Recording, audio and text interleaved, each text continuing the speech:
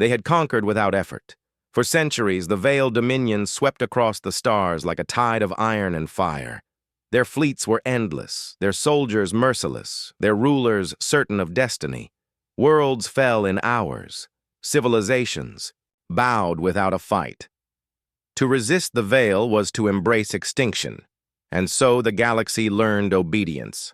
Entire species learned to kneel before the black banners of the Dominion. But fate is strange. Even the most unstoppable tide meets a rock it cannot wash away. That rock was human. The Veil had heard whispers of them, fragile creatures, latecomers to the galactic stage, scattered across a modest stretch of space. The Dominion's governors laughed. What could these primitives do that empires older than stars could not? So their fleets advanced. 1,000 warships emerged from hyperspace at the edge of human-colonized territory. They came not to negotiate, not to warn, only to conquer. Their target, the colony world of Helios Prime. It should have been easy. It had always been easy. But something waited for them in the darkness between stars. The Dominion's admiral, Zedran of the Black Banner, stood upon the command bridge of his flagship, a cathedral of war lined with obsidian steel. He expected nothing more than another swift, glorious conquest. "Scanners confirm only one contact, Admiral," hissed a sensor officer. "A lone warship." Zedran's crest rose in amusement. "One ship dares to face the Dominion? This humanity does not understand what it challenges." But as the vessel drifted into sight, the bridge fell silent. It was colossal. Not sleek like Dominion cruisers, nor bristling with needless ornament. Its hull was scarred with battles of centuries past, patched with alloys no alien eye could identify. Its very shape was brutal, angular, built not to inspire beauty, but fear. Letters scorched upon its side read, UHS Soul's Wrath. A human warship. A relic, perhaps, but alive. Inside the Soul's Wrath, silence was broken only by the hum of reactors and the steady voice of its captain. Captain Elias Caney stood before his crew, a man weathered by time, his eyes carrying the calm fire of one who had seen too much war to fear another. "They think we are nothing," he said softly, yet every ear caught his words. "They have swept aside fleets, burned homes, enslaved billions, and now they come for ours." His voice hardened. "But this ship is not just steel, it is defiance made real. As long as Soul's Wrath stands, no invader shall pass." A chorus of voices answered him as one. They were few compared to the countless crews of the Dominion, but their resolve was unshakable. Humanity had not sent an armada. They had sent one ship, because one ship in human hands was enough. The battle began with arrogance, the Dominion.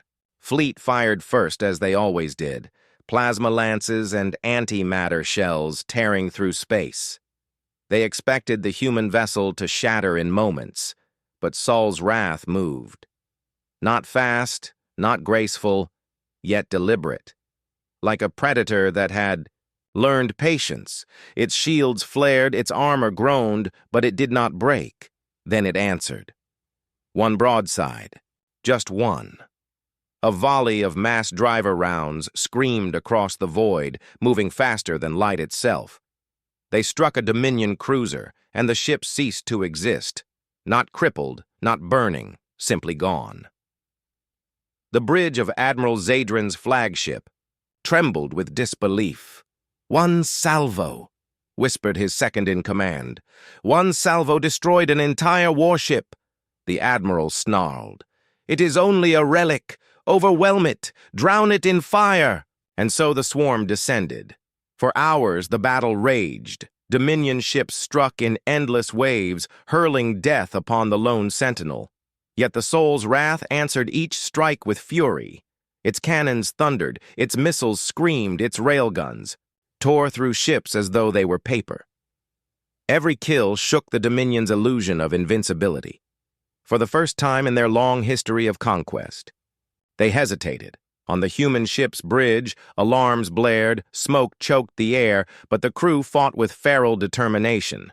Where systems failed, hands worked to repair them. Where weapons ran low, they improvised.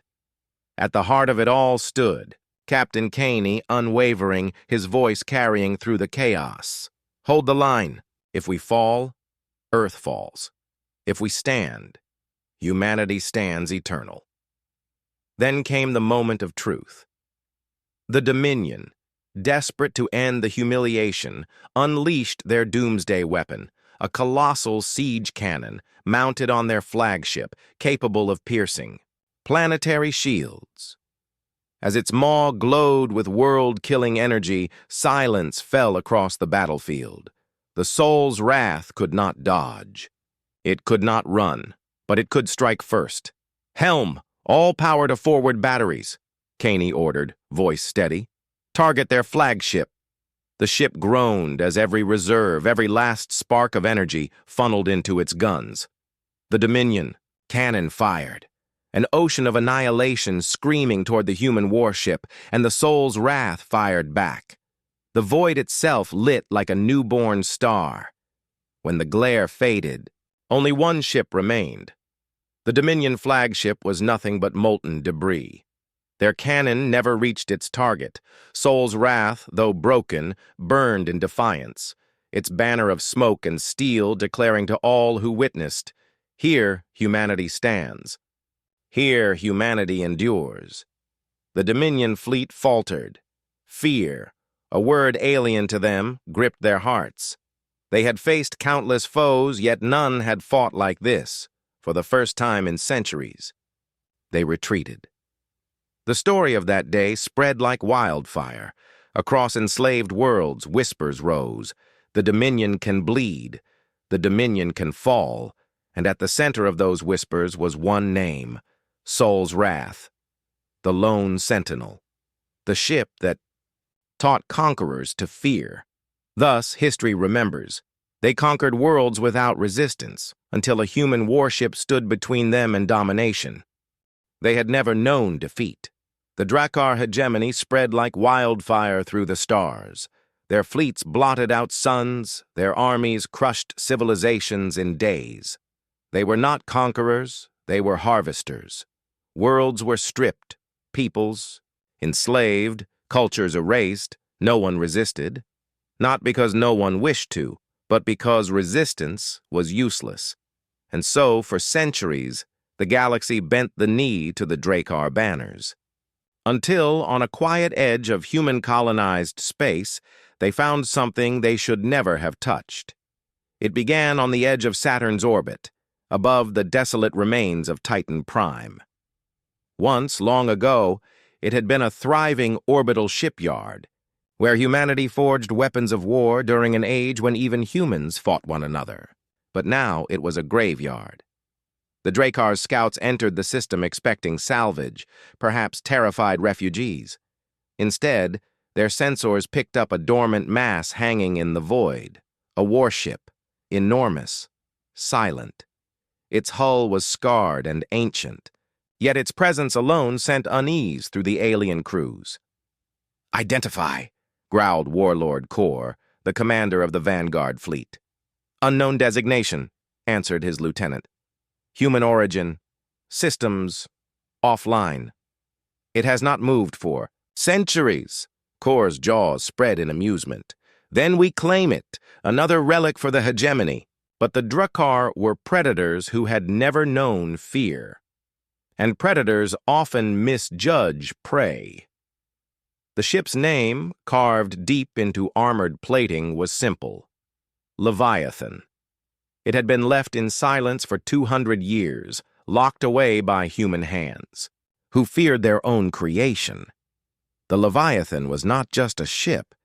It was a machine of war unlike any the galaxy had seen. An autonomous dreadnought, built with weapons too powerful, too merciless, even for humanity. But the Drakkar did not know this. When they tried to breach its hull, they awakened it. The stars themselves seemed to shiver as reactors long dormant roared back to life. Systems lit, weapons primed, and deep within its AI core, an old directive stirred. Defend humanity. From the bridge of his flagship, Warlord Kor watched in shock as the Leviathan's eyes, rows of crimson running lights, flared awake. "Report!" he roared. It has powered on! Energy surges across its entire frame!"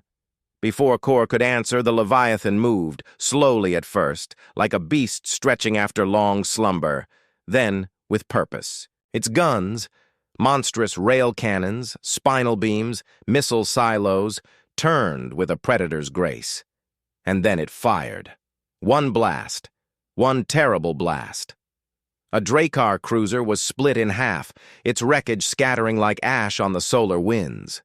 The silence that followed was worse than any roar. Panic spread among the fleet. The Drakkar had never seen such firepower. Their weapons hammered at the warship, but its shields flared and held. Armor centuries old still stood strong. Inside the Leviathan, no crew manned the stations. It needed none. Every move was calculated, every strike precise. It fought with inhuman patience, its machine mind orchestrating destruction like a symphony of death. One by one, Drakkar warships fell. Kor's command bridge shook as another blast tore through his formation. "It is only one vessel," he snarled. "We are hundreds! Overwhelm it!" But it was like ordering soldiers to drown the ocean with cups of water. Word spread faster than light. From outposts, from colonies, from hidden networks of enslaved peoples. Rumors grew. The Drakkar met something they could not crush. Whispers turned to hope. For generations, fear had been the galaxy's only law. Now, for the first time, slaves dared to dream of rebellion, and the symbol of that hope was a single word: Leviathan. Back. In Titan Prime, the battle grew desperate. The Leviathan fought like a beast enraged, but the Drakkar were endless. Wave after wave they closed in, determined to tear it down. Warlord Kor stood firm, even as his fleet dwindled. His pride would not allow retreat. "This thing is no god," he hissed. "It is only steel. It will break." But the warship had more to give. Deep within its vaults, the Leviathan unlocked its final weapon, an experimental singularity drive, a cannon that did not fire matter or energy, but space itself. When it unleashed the weapon, the stars seemed to bend. A sphere of devouring gravity consumed 3 Drakkar battleships in silence, leaving nothing but dust. The fleet broke. Pride turned to panic. Fear, alien and raw, spread through the Drakkar. They fled, their warlord screaming in denial as his empire's aura of invincibility shattered. In the silence that followed, the Leviathan drifted among the wreckage. Scanners swept the void. No threats remained. Its core directive pulsed once more. Defend humanity. And so it waited, watching, patient. For the galaxy had changed that day. The Drakkar were no longer untouchable. Their empire trembled, not from armies, not from diplomacy, but from a ghost of humanity's past. And whispers spread across the stars. The forgotten warship has returned. The Leviathan guards humanity. Thus history remembered. They conquered worlds without resistance. Until a forgotten human warship stood between them and domination. I am old now. My bones ache, my voice cracks. But I remember. I remember the day the Xerac Dominion came for us. For centuries they spread across the stars like locusts, consuming everything. They were not warriors. They were inevitability. World after world surrendered before a single shot was fired. For everyone knew the truth. Resistance was hopeless. No fleet could stand against them. No wall could stop them. Until that day. Until one ship and one crew decided to stand when no one else dared. I was there. A boy then, barely 16, hiding among the refugees on Helios Prime. We had no weapons, no soldiers, only fear. We thought our world would be next in the Dominion's endless chain of conquest. And then we saw it, broadcasted across every channel, on every screen, like a prayer carved into the stars. The valiant Horizon, a human carrier, old by any measure, scarred. From wars long past, it should have been retired, left to rust in some dockyard. Instead, it became the wall that stood between us and annihilation. The Xerac sent a fleet. Hundreds of warships, black and gleaming, their very presence enough to make men weep. Against them only the valiant Horizon. One ship. On the eve of battle, its captain spoke. I still remember his face. Stern, scarred, yet filled with a fire that could not be extinguished. His voice carried across space, across colonies, across frightened hearts. They believe we will bow as others have. They believe humanity is weak, that we will shatter as easily as glass. But we are not glass. We are iron. We are fire. He paused, and I swore even the stars leaned closer to listen. If we fall today, humanity falls. If we stand, then no darkness, no empire, no tyrant can ever claim we are broken. We are the line. We are the shield. We are the valiant Horizon. And as long as one spark burns, humanity will never kneel. Those words became more than a speech. They became a vow. The Xerac fired first, as they always did. Waves of plasma and antimatter poured into the void, a storm meant to crush hope before it could take root. But the valiant Horizon held. Her shields flared, her hull groaned, but her guns answered with fury. Fighters screamed from her bays, diving into the swarm with reckless courage. Every pilot knew they were flying to their deaths, but they flew anyway. The void became a graveyard of fire and steel. I remember the silence of my people as we watched, from the surface of Helios Prime.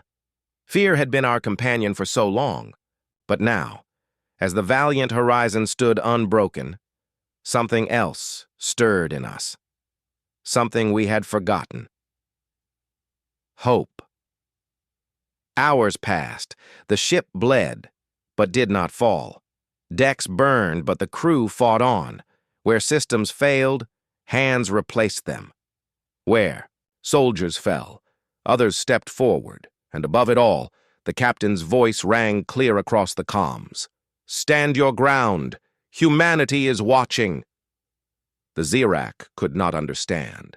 They had crushed empires that outnumbered humanity 1,000-fold. Yet here was one ship refusing to yield. To them, it was madness. To us, it was courage. The battle reached its peak when the Xerac brought forth their flagship, a monstrosity large enough to blot out the horizon. It carried a weapon designed to pierce planetary shields in a single strike. The fall. Dominion Admiral broadcast his words across every channel, smug and certain. You cannot win. You are but one ship. Surrender, and I may let your species live as slaves. The reply came not from the captain, but from the entire bridge crew, shouting as one, Never! And the battle raged on. I do not know how many died aboard the valiant Horizon. Too many. I only know they never stopped, even as fire tore through. Her decks, even as weapons fell silent, the ship hurled itself into the jaws of the enemy like a lion, refusing to die quietly. At the end, with hull breaches tearing her apart and power failing, the captain made his final move.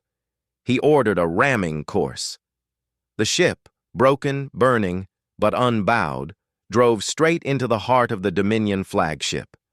For one brief, glorious moment, the void burned brighter than a sun, and when the light faded, both ships were gone. We thought it was the end, but we were wrong. For though the valiant Horizon was lost, its message lived on. That final broadcast, that last stand, was seen not only by humans, but by every enslaved world under the Dominion, and for the first time in centuries the galaxy realized the Xerac could be resisted. Rebellions flared. Chains were broken. Entire. Systems rose up, not because they had fleets, but because they had hope, all because one ship and one crew refused to kneel. Now I am old. My children live in freedom the galaxy thought impossible. They ask me sometimes, was it real? Did one ship truly stand against an empire? And I tell them, yes, I saw it. I felt it. They conquered worlds without resistance, until a human Warship stood between them and domination, and humanity has never knelt since.